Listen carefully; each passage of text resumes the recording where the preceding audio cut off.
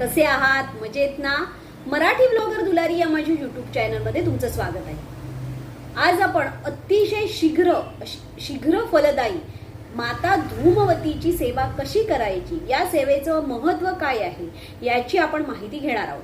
कारण मला एक कमेंट आली होती की त्या ताईंनी मला सांगितलं की ताई तुम्ही या माता धूमवतींवर म्हणजे यावर एक व्हिडिओ तयार करा. म्हणून मी मुद्दाम त्यांच्या कमेंटला लागून आज हा मुद्दाम व्हिडिओ तयार केलाय. तर तुम्हाला माहिती आहे का, माता धूमवती ही पूर्ण आपल्या ज्या 10 महाविद्या आहेत त्यातली 7वी विद्या म्हणजे मानली गेलेली आहे. माता धूमवती ही 10 विद्यांमध्ये 7वी विद्या असं मानली गेली आहे. म्हणूनच या विद्येला बगलामुखी अंगविद्या असं म्हटलं आहे.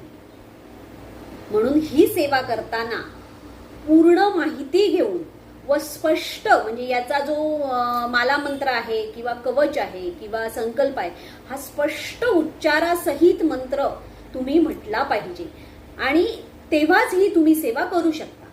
माता धूमवतीच्या सेवेने म्हणजे या माता धूमवतीची जेव्हा तुम्ही सेवा करता तेव्हा तुमच्या जीवनातील दुःख, रोग, गृहकलह, कष्ट, शत्रू या सगळ्या दूर होण्यास मदत होते. कारण ही सेवा अतिशय शीघ्र फलदायी आहे. माता धूमवतीला म्हणजे माता धूमवतीला अलक्ष्मी असे म्हटले आहे. म्हणजे ती म्हणजे बघा, माता लक्ष्मीला अलक्ष्मी आणि ज्येष्ठा लक्ष्मी असं म्हटलंय. कारण ती लक्ष्मी मातेची मोठी बहीण आहे, म्हणून तिला अलक्ष्मी आणि ज्येष्ठा लक्ष्मी म्हटलंय. तसंच तिची जयंती ज्येष्ठ महिन्यातील शुक्ल पक्ष अष्टमीला केली जाते. ही देवी विधवा स्वरूपात आहे. ही देवी विधवा स्वरूपात पूजली जाते.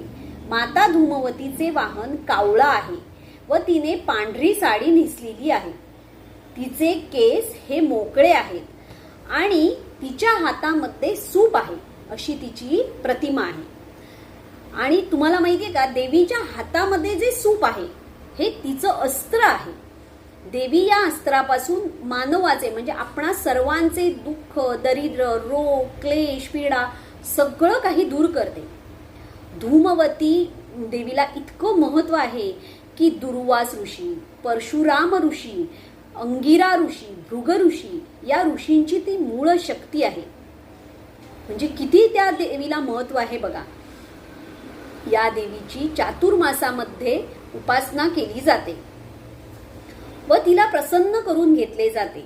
आपण नरक चतुर्थीला जेव्हा आपण रात्रीच्या वेळेला म्हणजे 12 वाजता घरातून केर काढून जो बाहेर टाकतो तेव्हा आपण अलक्ष्मीला प्रार्थना करतो की माझ्या घरातून दारिद्र्य निघून जाऊ दे व माझं घर धनधान्याने समृद्ध होऊन दे. म्हणजेच आपण या कोणाला प्रार्थना करत असतो, या माता धूमवतीला. म्हणजे धूमवती मातेला तुम्ही सांगत असता की माझ्या घरातून अलक्ष्मी बाहेर जाऊन दे आणि माझ्या घरात लक्ष्मीचा वास राहू दे. धूमवती मातेचा केतू ग्रहाशी संबंध येतो. धूमवती मातेचा केतू ग्रहाशी संबंध येतो आणि देवीचं नक्षत्र ज्येष्ठ आहे. देवीचं नक्षत्र काय आहे? ज्येष्ठ आहे. असं ज्योतिषशास्त्रामध्ये लिखित आहे की धूमवती मातेचं नक्षत्र ज्येष्ठ आहे आणि तिचा संबंध केतू ग्रहाशी येतो. म्हणजे बघा, ज्यांचा केतू पत्रिकेमध्ये केतू ग्रह हा श्रेष्ठ स्थानात असतो ना, त्या व्यक्तीच्या जीवनात दुःख, दरिद्र डोकावतच नाही. म्हणून ज्या व्यक्तीचा केतू ग्रह हा स्ट्रॉंग असतो त्यांना कुठल्याही प्रकारच्या अडचणी येत नाही. केतू ग्रहाच्या प्रभावामुळे त्या व्यक्तींचं जीवन हे उज्ज्वल होण्यास मदत मिळते. आता मी तुम्हाला थोडक्यात धूमवती देवीची एक छोटीशी कथा सांगणार आहे, म्हणजे तुमच्या लक्षात येईल की या कथेच्या सारावरून आपलं धूमवती मातेचे काय हे. तर भगवान शंकर व माता सती दोघे एकत्र बसले असताना माता सती भगवान शिवांना म्हणाली की मला खूप भूक लागली आहे. भगवान म्हणाले की आता भोजनाची व्यवस्था होऊ शकत नाही, थोडा वेळ थांबावे लागेल. पण माता सती सांगते की मला जर आत्ताच भोजन मिळाले नाही तर मी तुम्हाला खाऊन टाकेन, असं ती शिवशंकरांना सांगते. आणि लगेच ती भगवान शंकरांना खाऊन टाकते म्हणजे गिळते. भगवान शंकर तिची विनंती करतात की हे देवी मला बाहेर काढ. तेव्हा सती भगवान शंकरांना बाहेर काढते आणि तेव्हाच भगवान शंकर सतीला शाप देतात की तू आजपासून विधवा बनून राहशील. म्हणूनच देवी विधवेच्या रूपात आपल्याला दिसते.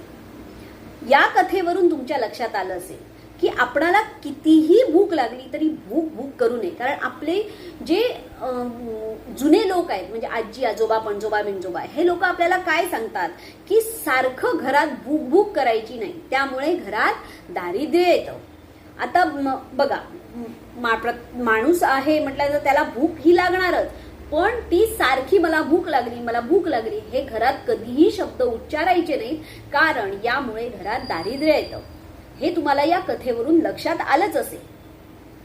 आता ती भूक तुम्हाला अन्नाची असू दे किंवा पैशाची असू दे, भूक ही भूकच आहे. त्यामुळे कुठलीही गोष्ट आपल्याला जेवढी आवश्यक आहे ना तेवढीच ती मिळवावी.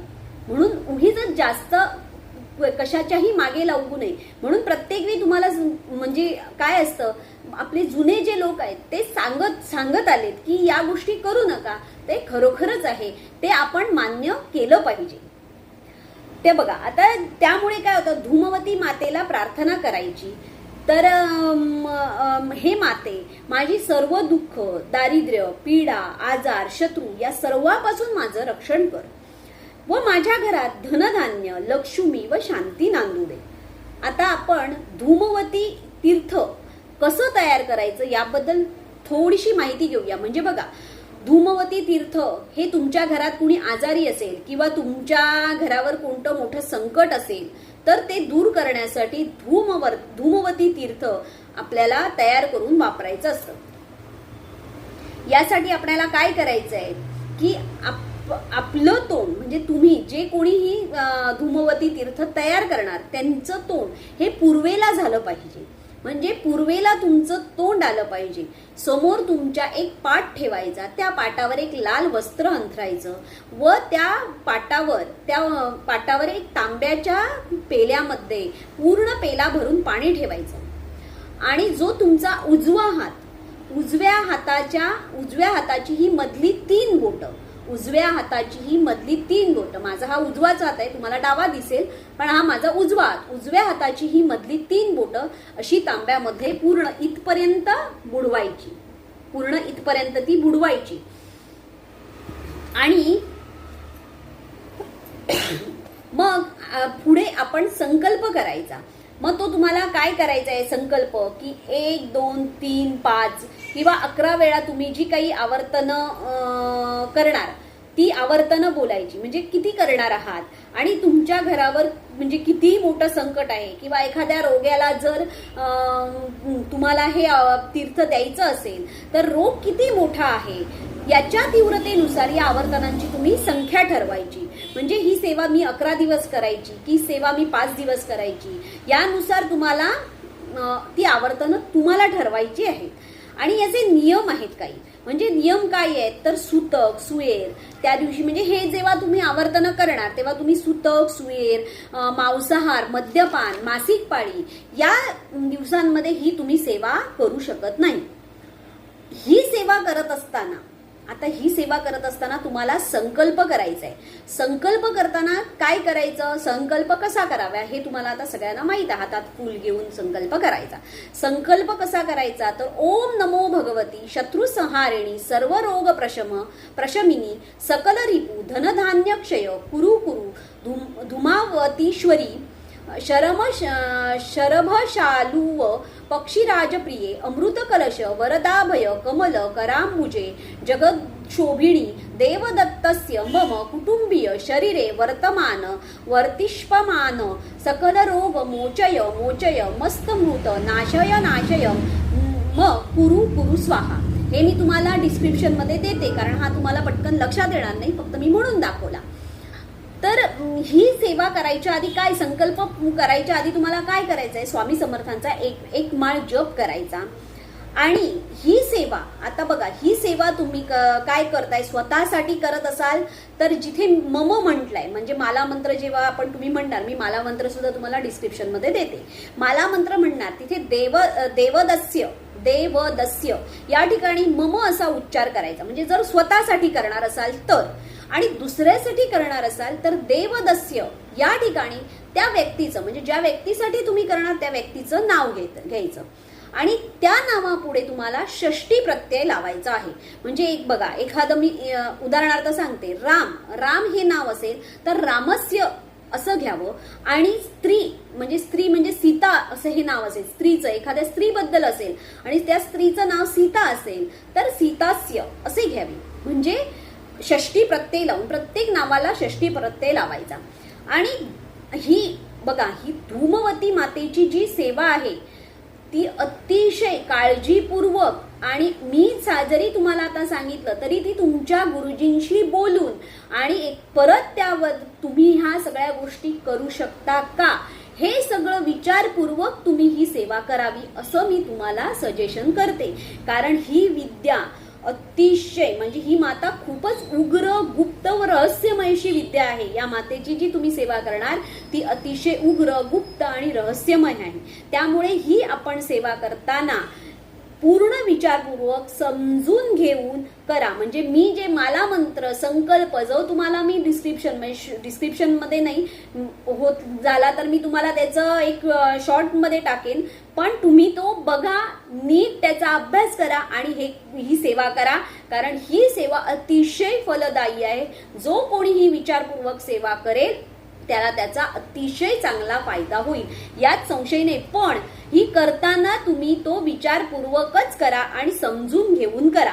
मी तुम्हाला याबद्दलची जी काही माहिती आहे, जो काही संकल्प आणि जे काही माला मंत्र आहे त्याचं कवच आहे ते पण तुम्हाला डिस्क्रिप्शन मध्ये सांगते. फक्त जाता जाता एकच सांगते, या देवीचा मंत्र काय आहे तर ओम धूम धूम धूम धूमावती स्वाहा हा या देवीचा मंत्र आहे. तुम्हाला जमलं तर नक्की करा. श्री स्वामी समर्थ.